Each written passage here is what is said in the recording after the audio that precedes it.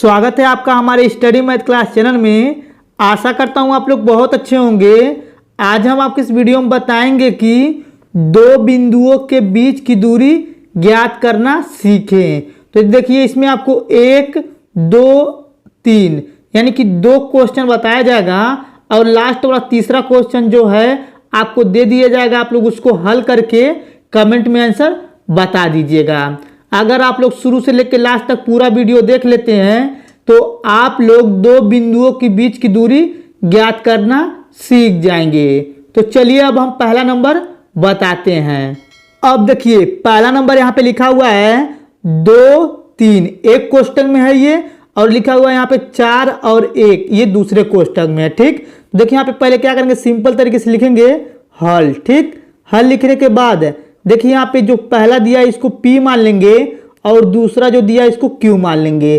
देखिए यहाँ पे एक रेखा खींच रहे हैं सिंपल तरीके से। ठीक है, तो देखिए यहाँ पे एक बिंदु जो है ये P है और यहाँ पे दूसरा बिंदु जो है यहाँ पे ये Q है। ठीक है, यानी कि पहला बिंदु जो दिया हुआ है आपका दिया हुआ है 2, 3। ठीक, और देखिए यहाँ पे दूसरा बिंदु जो दिया हुआ है यानी कि Q जो दिया हुआ है दिया आपका 4, 1। ठीक है, इतना आपको समझ में आ रहा होगा। ठीक, अब देखिए P और Q के बीच की दूरी ज्ञात करना है। ठीक है, तो इसके पहले क्या करेंगे, यहाँ पे सिंपल तरीके से जो दिया है 2 और 3 तो यहाँ पे लिखेंगे यहाँ पे सिंपल तरीके से x1 बराबर 2 दिया हुआ है। अब इसके बगल में जो दिया 3 ये आपका होता है y1 बराबर। ठीक है, y1 बराबर दिया है 3। ठीक, इतना आपको समझ में आ रहा होगा।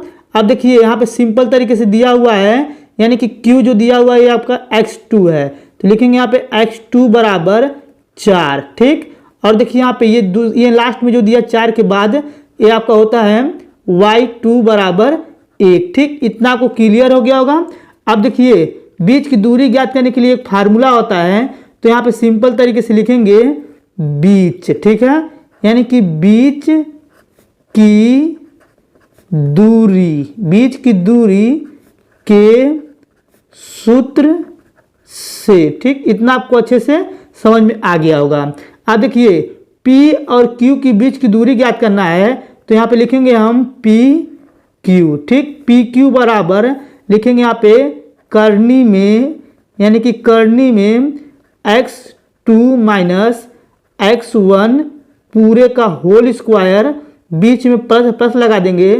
फिर देखिए यहाँ पे क्या करेंगे, सिंपल तरीके से लिखेंगे y2 माइनस y1 और पूरे का होल स्क्वायर। ठीक, इतना आपको समझ में आ रहा होगा। यही आपका बीच का दूरी का सूत्र हो गया। ठीक, अब देखिए इसके बाद क्या करेंगे, यहाँ पे x1 y1 x2 y2 जो दिया हुआ इसको देखकर इसमें रखेंगे उसका मान। ठीक है, तो देखिए यहाँ पे क्या करेंगे, बराबर लगाएंगे और देखिए यहाँ पे लिखा x2 जगह दिया 4 तो लिखेंगे यहाँ पे 4 सिंपल तरीके से। ठीक, यहाँ पे माइनस लगा देंगे। अब देखिए यहाँ पे लिखा हुआ x1 की जगह दिया 2 तो यहाँ पे लिखेंगे 2। ठीक, फिर इसके बाद कोष्टक लगा देंगे यहाँ पे और देखिए इसका होल स्क्वायर लिख देंगे। ठीक, फिर प्लस और देखिए यहाँ पे y2 दिया हुआ है यानी कि कोष्टक में, तो y2 की जगह दिया 1 तो यहाँ पे लिखेंगे 1 और यहाँ पे माइनस लगा देंगे। और देखिए यहाँ पे y1 की जगह दिया 3 तो क्या करेंगे 3 लिखेंगे और कोष्टक बंद कर देंगे, होल स्क्वायर है तो होल स्क्वायर लगा देंगे। ठीक है, फिर इसके बाद यहाँ पे करनी बना देंगे सिंपल तरीके से। ठीक, इतना आपको अच्छे समझ में आ गया होगा। अब देखिए फिर इसके बाद बराबर लगाएंगे और देखिए यहाँ पे क्या करेंगे 4 में 2 घटाएंगे तो यहाँ पे बचेगा 2 और इसका होल स्क्वायर कर देंगे। ठीक, फिर यहाँ पे प्लस लगा देंगे। अब देखिए 3 में से 1 घटाएंगे तो कोष्टक में बचेगा -2 क्योंकि 3 बड़ा है। ठीक है, और होल स्क्वायर यहाँ पे लिख देंगे। ठीक, फिर इसके बाद क्या करेंगे, करनी यहाँ पे सिंपल तरीके से बना देंगे। ठीक, इतना आपको क्लियर हो गया होगा। अब देखिए इसके बाद फिर बराबर लगाएंगे और देखिए यहाँ पे फिर क्या करेंगे, करनी बना देंगे। ठीक, अब देखिए 2 कवर करेंगे तो यहाँ पे हो जाएगा 4 प्लस लगा देंगे। अब देखिए इसका 2 कवर करेंगे तो माइनस में प्लस हो जाएगा, 2 दूनी 4 हो जाएगा। ठीक, चलिए थोड़ा सा ऊपर करते हैं। अब देखिए ऊपर करने के बाद फिर बराबर लगाएंगे और 4 को जोड़ लेंगे तो यहाँ पे हो जाएगा करनी में सिंपल तरीके से 8 हो जाएगा। ठीक है, अब देखिए इसके बाद फिर बराबर लगाएंगे और यहाँ पे करनी में 8 दिया, क्या करेंगे इसको गुणनखंड के रूप में तोड़ देंगे, जिससे हो जाएगा 2 गुणे 2। ठीक, यानी कि 2 दूनी 4 दूनी 8 आ गया। ठीक है, अब देखिए इसके बाद क्या करेंगे, हम बराबर लगाएंगे और देखिए यहाँ पे करनी में दोनों संख्या सेम है तो क्या करेंगे, करनी में दोनों संख्या अगर सेम मिलता है तो एक बाहर ले लेते हैं। और देखिए यहाँ पे इसका नहीं मिला तो इसको क्या करेंगे, करनी में 2 लिख देंगे। ठीक है, तो देखिए यहाँ पे इसको वर्ग मीटर लिख दीजिएगा। ठीक है, तो देखिए यहाँ पे ये पहला नंबर हो गया। चलिए अब हम दूसरा नंबर बताते हैं। अब देखिए दूसरा नंबर यहाँ पे लिखा हुआ है, एक कोष्टक में a और b है। ठीक है, और दूसरे कोष्टक में -a और -b है। ठीक, तो पहले क्या करेंगे, सिंपल तरीके से यहाँ पे लिखेंगे हल। ठीक, हल लिखने के बाद देखिए यहाँ पे क्या करेंगे, इसको p मान लेंगे और इसको q मान लेंगे। देखिए यहाँ पे एक रेखा खींच रहे हैं। ठीक, तो देखिए यहाँ पे ये बिंदु हो जाएगा p और ये बिंदु हो जाएगा q। ठीक, अब देखिए यहाँ पे जो आगे वाला दिया हुआ है ये समझ लीजिए p बिंदु है, तो लिखेंगे यहाँ पे सिंपल तरीके से a और b। ठीक, और देखिए यहाँ पे दूसरा नंबर जो दिया है ये आपका q बिंदु है, तो क्या करेंगे, सिंपल तरीके से लिखेंगे -a और लिखेंगे यहाँ पे -b। ठीक, इतना आपको अच्छे समझ में आ गया होगा। अब देखिए जैसे यहाँ पे तुलना करे थे ऐसे यहाँ पे भी तुलना करेंगे, तो लिखेंगे यहाँ पे x1 बराबर ये हो जाएगा a और देखिए यहाँ पे ये y1, ये लिखेंगे y1 बराबर हो जाएगा आपका यानी कि ये हो जाएगा b। ठीक है, देखिए यहाँ पे b लिखा हुआ है। अब देखिए इसके बाद क्या करेंगे, ये x2 है आगे वाला, लिखेंगे x2 बराबर -a। ठीक, अब देखिए यहाँ पे ये y2 है तो लिखेंगे y2 बराबर -b। ठीक है, इतना आपको अच्छे से क्लियर हो गया होगा।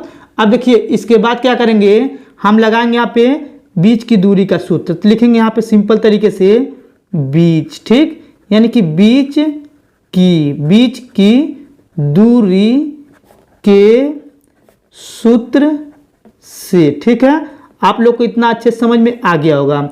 अब देखिए P और Q के बीच की दूरी ज्ञात करना है, यानी यही इतना ज्ञात करना पूरा। ठीक है, तो यहाँ पे लिखेंगे सिंपल तरीके से P और Q। ठीक, फिर बराबर लगा देंगे। अब देखिए पहले यहाँ पे क्या करेंगे, फार्मूला लिख देंगे बीच का दूरी का, तो होता है x2 - x1। ठीक है, यानी कि x2 - x1 का होल स्क्वायर, फिर यहाँ प्लस होता प्लस लगा देंगे, फिर इसका होता है y2 - y1 का होल स्क्वायर। ठीक, इतना आपको क्लियर हो गया होगा।